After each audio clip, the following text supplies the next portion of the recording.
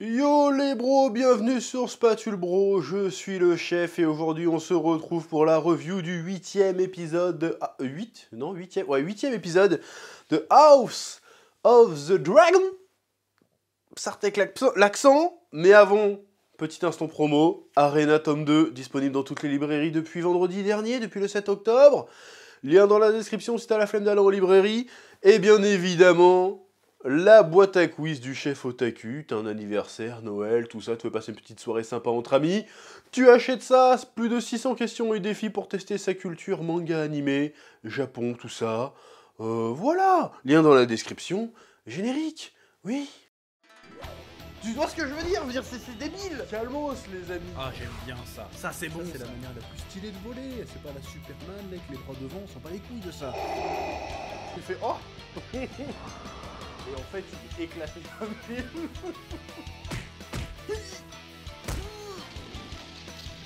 Je sais pas ce qui m'a pris là. Là, j'ai craqué.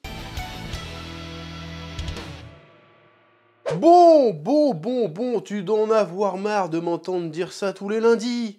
Mais je vais le dire, c'est quoi cette masterclass? C'est quoi ce poulet, comme disent les jeunes sur Twitter? J'adore cette expression. C'est le même qui me fait pisser dessus de rire à chaque fois, où ils prennent des images de manga avec des personnages qui pleurent et qui disent c'est quoi ce poulet? C'est incroyable. J'adore. Parce que c'est délicieux. On mange des mets de qualité avec cette série. Pour employer une autre expression de jeunes branchés, on mange Gucci toutes les semaines. Mais qu'est-ce que c'est bon? C'est bon à tous les niveaux. L'acting est incroyable, la réalisation est aux petits oignons, la musique te file des frissons. Franchement, c'est la régalade. C'est la putain de régalade. Et encore une fois, je vais envoyer un scud aux anneaux du pouvoir. Parce que c'est pas moi qui ai commencé la guéguerre entre les deux séries. C'est Amazon qui a dit on veut concurrencer Game of Thrones sur son terrain. Bon, y a pas match. J'ai envie de dire Game of Thrones, House of the Dragon, épisode 1, but. Épisode 2, but. Épisode 3, but. Pas d'épisode but quand même. Alors que Ring of Power, épisode 1, pas but. Épisode 2, pas but. Y a pas but. Je suis désolé, c'est incroyable. House of the Dragon, c'est une masterclass. Je kiffe. Je commence à retrouver les sensations qu'on avait dans les meilleures saisons de Game of Thrones et qu'on n'est qu'à la saison 1. C'est même pas encore terminé. Je crois qu'on n'est pas prêt. Quel épisode de malade! Bon, certes, il y avait moins d'action, ça partait moins en couille, mais en termes d'intensité, on était là. Il y a un côté fin de règne, petit calme avant la tempête, enfin calme avec des gros guillemets, mais petit calme avant la tempête. Alors je ne sais pas exactement combien d'années s'est passé entre l'épisode 7 et 8, mais apparemment au moins 5-6 ans, je dirais. Et j'ai envie de dire que... c'était l'épisode de Viserys, Viserys premier, je crois, si je dis pas de bêtises. Et le pauvre, franchement, c'est une carcasse. Clairement, c'est la définition d'une carcasse, c'est une charogne. Le gars est clairement un pied dans la tombe. D'ailleurs, il met les deux pieds dedans à la fin. Et franchement, j'ai eu de la peine pour lui. Alors, je sais que j'ai été médisant sur lui tout le long de la saison. J'ai dit que c'était un roi un peu faible, qui manquait de poigne. Mais il y a un truc...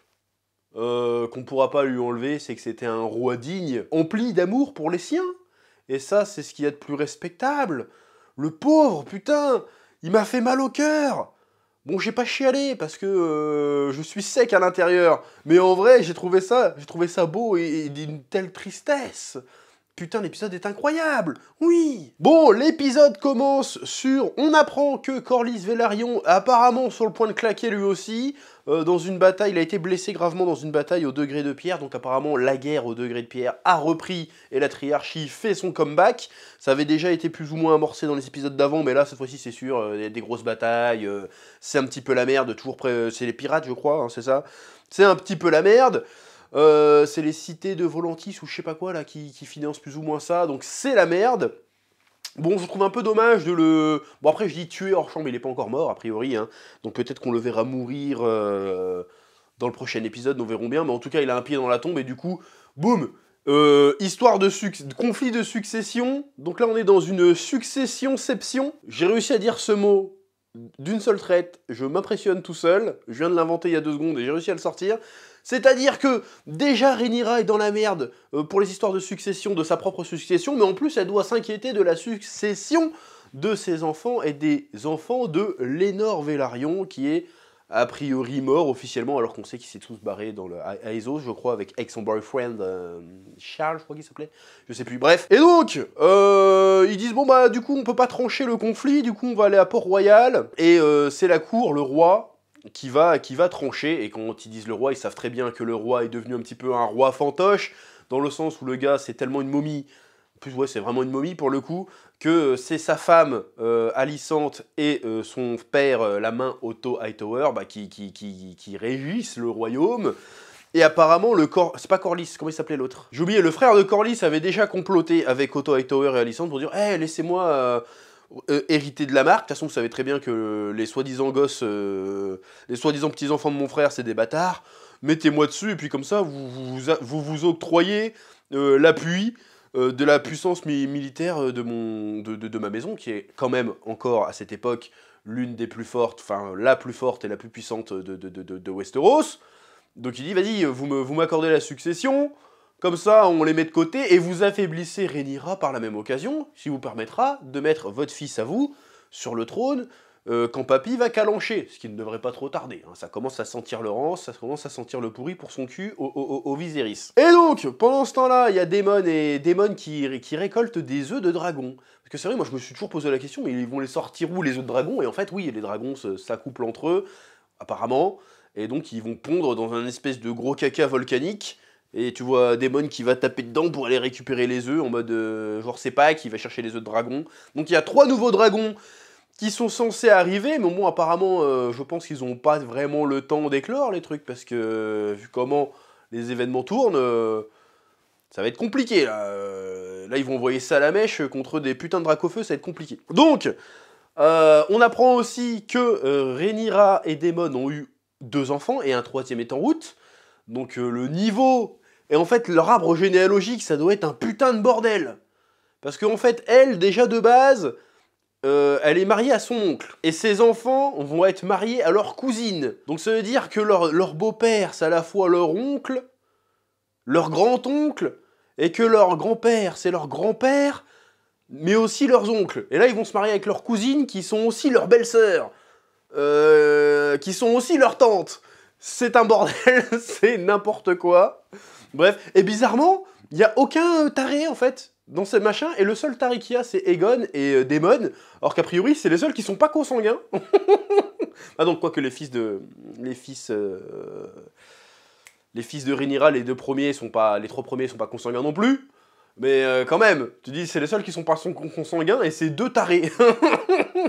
Le Daemon, ça a l'air d'être un gros taré, et le Aegon, n'en parlons pas, en plus le gars c'est un violeur et tout, c'est vraiment un fils de pute. C'est assez étonnant, alors que dans Game of Thrones, ils avaient justement, dans la première série, ils avaient dit que si Geoffrey Baratheon était complètement taré de la tête, c'est parce que il était le fruit d'un inceste en fait. Même le roi fou, ils avaient dit ouais mais c'est normal, c'est le fils d'un inceste, à force de se mélanger entre eux, les Targaryens, ça fait des turbo-mongols, mais avec du sang de dragon, et voilà, donc ça fout la merde. Donc bref, je sais plus où j'en étais, je suis parti en couille encore une fois.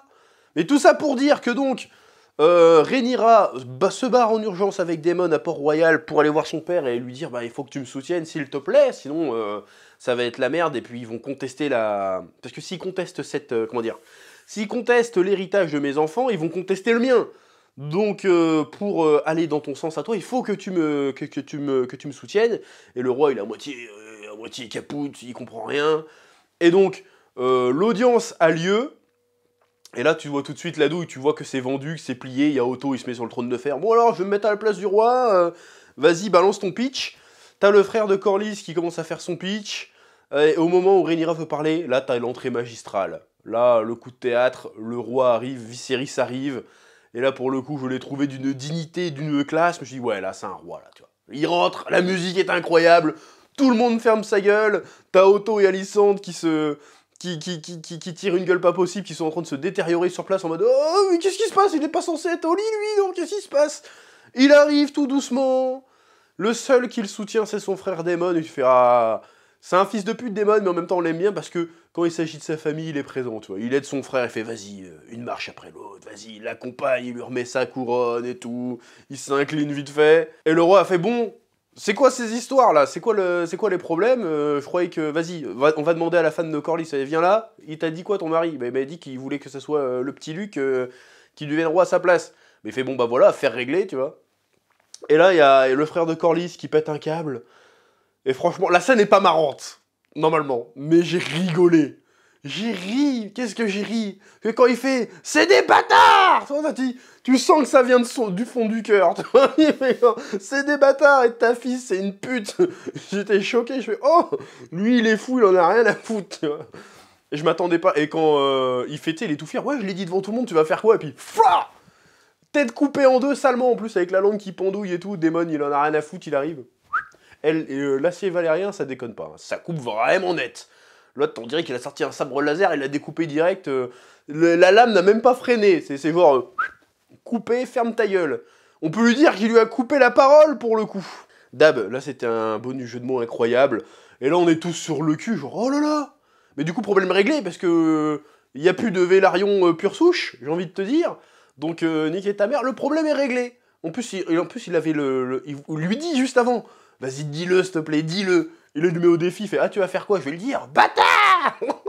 J'étais mort de rire. J'ai eu un frisson en même temps, parce que je me suis dit « Oh, ça va chier !»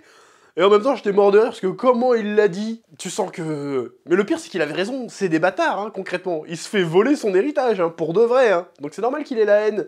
Mais comment il s'est fait couper la chic, au sens propre comme au figuré, j'étais sur le cul, je fais « Oh !» Je suis resté stupéfait, je fais « Oh !» Incroyable. J'ai applaudi. Et donc, du coup, le petit Luc hérite de la marque, du coup devient seigneur de la marque, donc tout le monde est content, enfin, en tout cas, le roi est content, Rhaenyra est content, Daemon est content. Et, comment dirais-je, le roi décide d'organiser un dîner avec toute sa famille, et c'est la scène un peu triste, tu vois, parce qu'il fait, il enlève son masque, il fait « Regardez, je suis une momie, voyez-moi comment je suis pas seulement votre roi, je suis votre père, votre mari. » Bon, après, en même temps, il a pas fait toute la liste, hein. Parce que vu comment ils sont tous consanguins, il aurait pu faire une liste. Hein. Je suis votre père, votre oncle, votre grand-oncle, votre arrière-petit-fils. Il pourrait faire tous les termes généalogiques, il pouvait les faire en fait. Tellement leur famille de dégénérés n'a aucun sens. Enfin bref, sachant, il aurait pu dire beau-père, beau-fils aussi, à son propre frère, si tu veux. C'est très bizarre. Parce qu'en fait, c'est le père de sa fille, mais en même temps, c'est le beau-père de son frère. Et c'est le beau-frère de sa fille. C'est n'importe quoi. Enfin bref.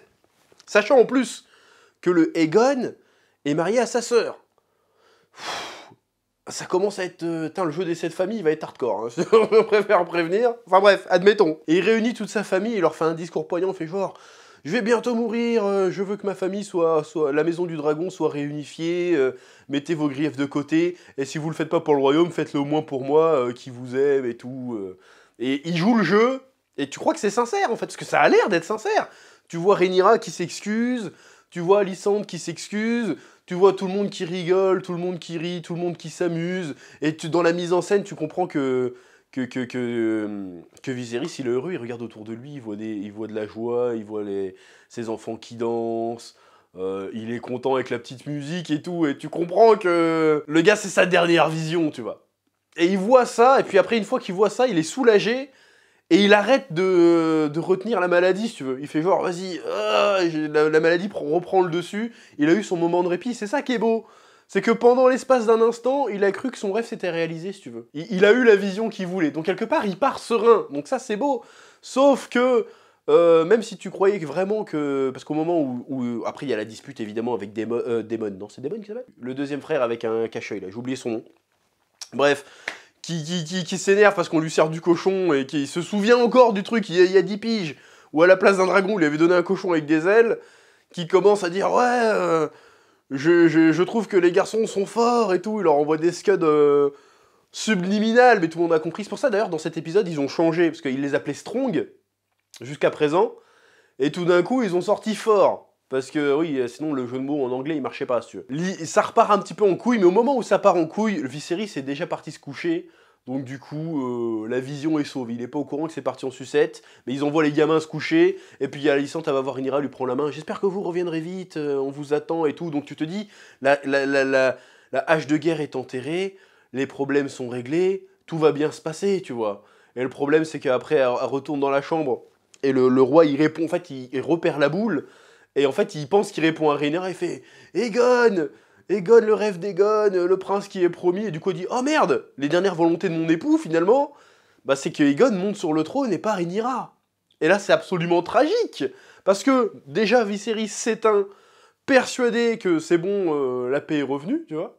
Mais en même temps, il a refoutu la merde sans le savoir, et apparemment la merde va repartir à cause d'un quiproquo, et c'est doublement tragique, parce qu'on pourrait croire que la Alicent Hightower, finalement, elle était animée que par l'ambition, mais en fait, si, parce que la baston va reprendre, quand la baston va reprendre, elle va être elle aussi persuadée d'accomplir les dernières volontés de Viserys. Donc les deux camps vont se foutre sur la gueule pour un quiproquo à la con, tous les deux persuadés d'être dans leur bon droit, dans le sens où tous les deux, ils vont honorer la volonté de Viserys, que tu sentais qu'Alicent avait quand même un certain, comment dire, elle n'était pas tout à fait jouasse d'aller contre la volonté de son époux quand même, tu vois, jusqu'à présent. Mais là maintenant, comme elle a mal compris, elle est persuadée, très certainement, d'être dans son bon droit et d'avoir la bénédiction de son mari, si tu veux, pour reprendre le pouvoir à Rhaenyra.